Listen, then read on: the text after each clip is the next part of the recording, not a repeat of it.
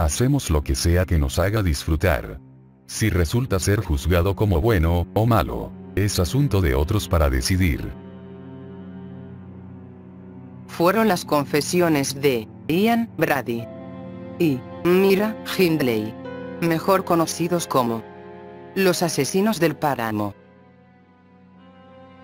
Fueron una pareja que estuvo activa entre julio de 1963 y octubre de 1965 en Manchester, Inglaterra. Brady nació en Glasgow, Escocia como Ian Duncan Stewart, el 2 de enero de 1938.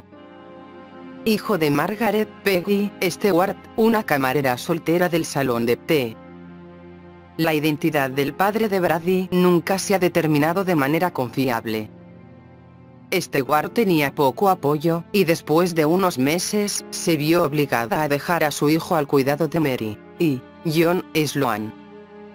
Brady tomó su apellido, y se hizo conocido como Ian Sloan. Su madre continuó visitándolo durante toda su infancia. Fue un chico problemático durante toda su infancia.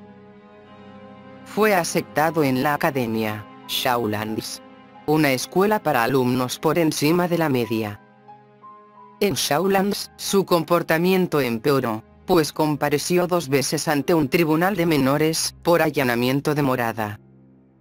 Dejó la academia a los 15 años y tomó un trabajo como chico del té en un astillero. 9 meses después, comenzó a trabajar como mensajero de carnicero. Tenía una novia, Evelyn Grant, pero su relación terminó cuando la amenazó con un cuchillo después de que ella asistiera a un baile con otro chico. Para entonces, su madre se había mudado a Manchester y se había casado con un comerciante de frutas irlandés llamado Patrick Brady. Patrick Brady le consiguió a Ian un trabajo como portero de frutas. Ian tomó el apellido de Patrick Brady. Un año después de mudarse a Manchester, Brady fue sorprendido con un saco lleno de sellos de plomo que había robado y estaba tratando de sacar al mercado de contrabando. Entró y salió de varias correccionales, ya que aún era menor de edad. Fue liberado el 14 de noviembre de 1957. Decidido a superarse a sí mismo, consiguió un conjunto de manuales de instrucciones sobre contabilidad en una biblioteca pública local, con los que asombró a sus padres, al estudiar solo en su habitación durante horas. En enero de 1959, Brady solicitó un trabajo de oficina en Milwards, una empresa de distribución de productos químicos al por mayor, con sede en Gorton. Sus colegas lo consideraban un joven tranquilo, puntual, pero de mal genio. Leía libros sobre las atrocidades nazis y montaba una motocicleta. Por otro lado, Myra Hindley nació en Crumpsall el 23 de julio de 1942 y creció en Gorton, en un área de clase trabajadora de Manchester. Sus padres, Nellie y Bob Hindley, la golpeaban con regularidad cuando era una niña pequeña. La casa familiar estaba en malas condiciones. Su situación de vida se deterioró aún más cuando la hermana de Hindley, Maureen, nació en agosto de 1946. Aproximadamente un año después, Hindley, entonces de 5 años, fue enviada a vivir con una abuela cercana. El padre de Hindley había servido en el ejército y era conocido como un hombre duro, y esperaba que su hija fuera igualmente dura. Él le enseñó a luchar e insistió en que se defendiera a sí misma. Cuando Hindley tenía 8 años, un niño le rascó las mejillas y le sacó sangre. Ella rompió a llorar y corrió hacia su padre, quien la amenazó con golpearla si no tomaba represalias. Hindley encontró al niño y lo derribó con una serie de puñetazos. Ella escribió más tarde: a los 8 años, logré mi primera victoria. El primer trabajo de Hindley fue como asistente en una empresa de ingeniería eléctrica local. A los 17 se comprometió después de un breve noviazgo, pero lo canceló varios meses después, luego de decidir que el joven era inmaduro y no podía proporcionarle la vida que ella quería. En enero de 1961, Hindley, de 18 años, se unió a Milwards como mecanógrafa. Allí conoció a Brady. Pronto se enamoró de él, a pesar de saber que tenía antecedentes penales. Brady le pidió una cita para ir al cine. Sus citas siguieron un patrón regular: un viaje al cine, generalmente para ver una película con clasificación X, luego regresar a la casa de Hindley y beber vino alemán. Luego, Brady le dio material de lectura, y la pareja pasó sus descansos para el almuerzo del trabajo, leyendo en voz alta relatos de las atrocidades nazis. Hindley comenzó a emular un ideal de perfección aria, decolorando su cabello a rubio, y aplicándose un espeso lápiz labial carmesí. Expresó su preocupación por algunos aspectos del carácter de Brady. En una carta a un amigo de la infancia, mencionó un incidente en el que Brady la había drogado, pero también escribió sobre su obsesión por él. Unos meses después, le pidió a su amiga que destruyera la carta. Hindley comenzó a cambiar su apariencia aún más, vistiendo ropa considerada atrevida como botas altas, faldas cortas, y chaquetas de cuero. Y los dos se volvieron menos sociables con sus colegas. La pareja era asidua de la biblioteca, pidiendo prestados libros sobre filosofía, así como sobre delitos y torturas. También leyeron obras del Marqués de Sade, Friedrich Nietzsche, y Crimen y Castigo, de Fyodor Dostoyevsky. Aunque Hindley no era una conductora calificada, a menudo alquilaba una camioneta, en la que la pareja planeaba atracos a bancos.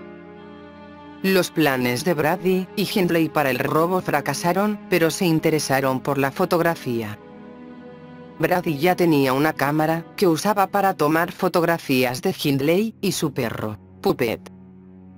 Pero la actualizó a un modelo más sofisticado, y también compró luces y equipo de cuarto oscuro. La pareja se tomó fotografías que se habrían considerado explícitas.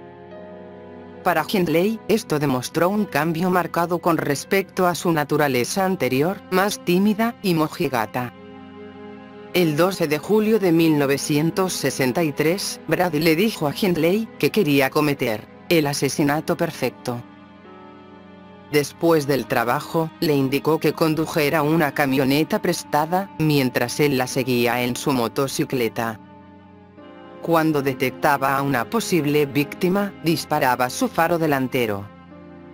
Conduciendo por Gorton Lane, Brady vio a una niña, y le hizo una señal a Hindley, quien no se detuvo, porque reconoció a la niña como una vecina de 8 años, de su madre.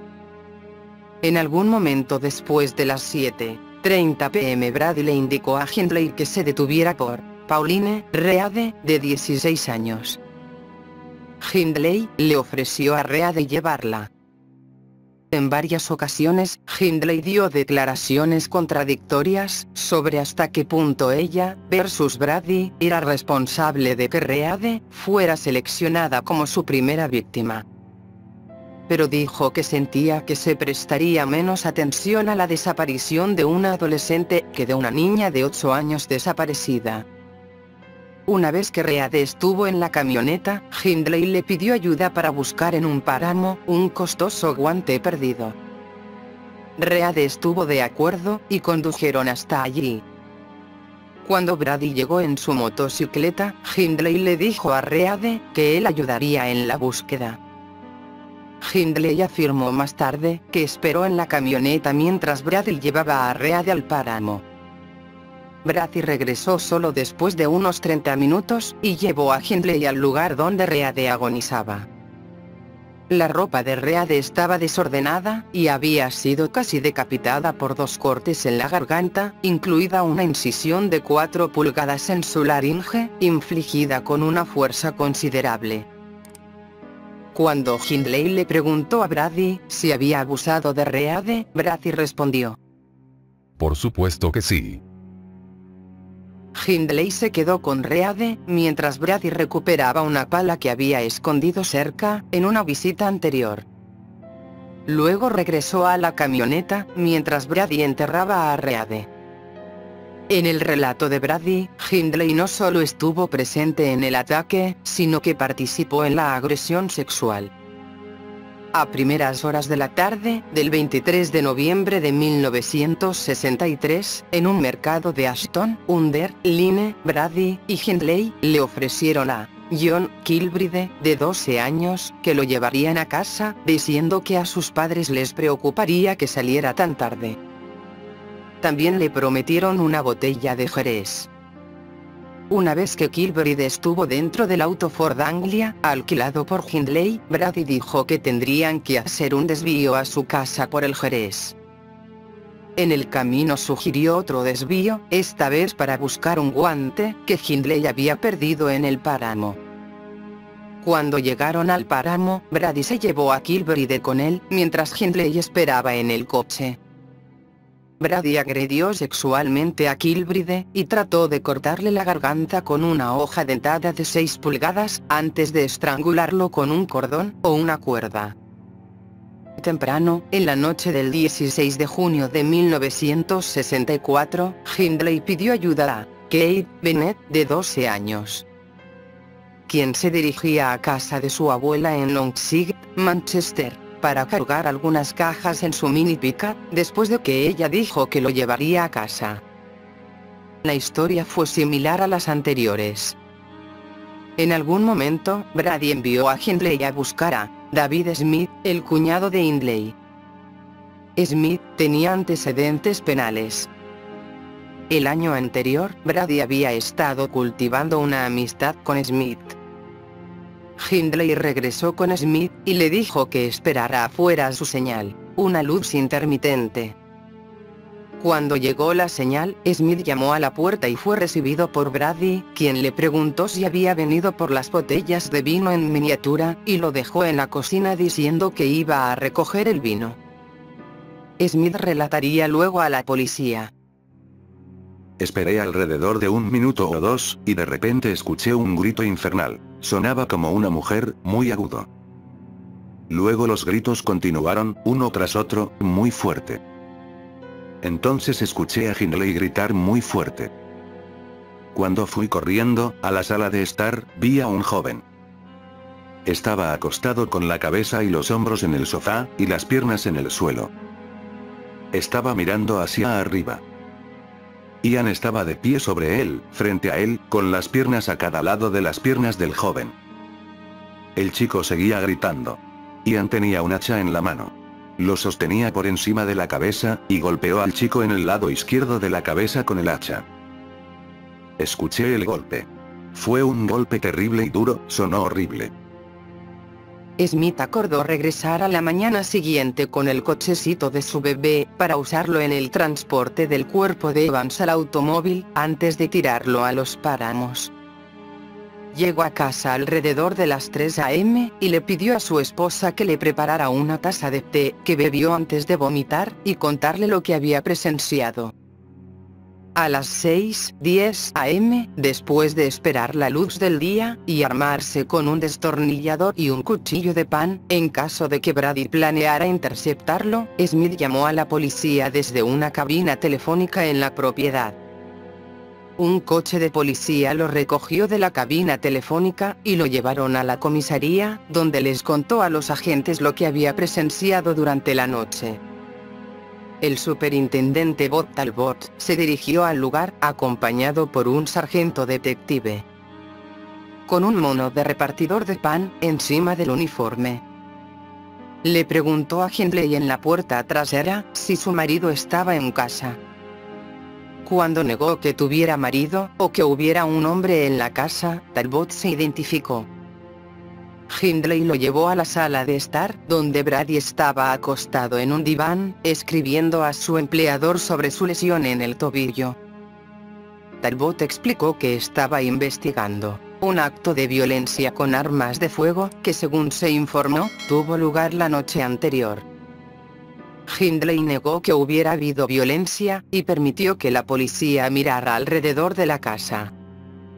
Cuando la policía pidió la llave del dormitorio de invitados cerrado con llave, Hindley dijo que estaba en su lugar de trabajo.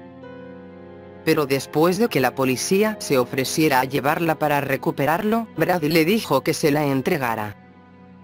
Cuando la policía regresó a la sala de estar, arrestaron a Brady bajo sospecha de asesinato. Mientras Brady se vestía, dijo: Eddie y yo tuvimos una pelea. Y la situación se salió de control.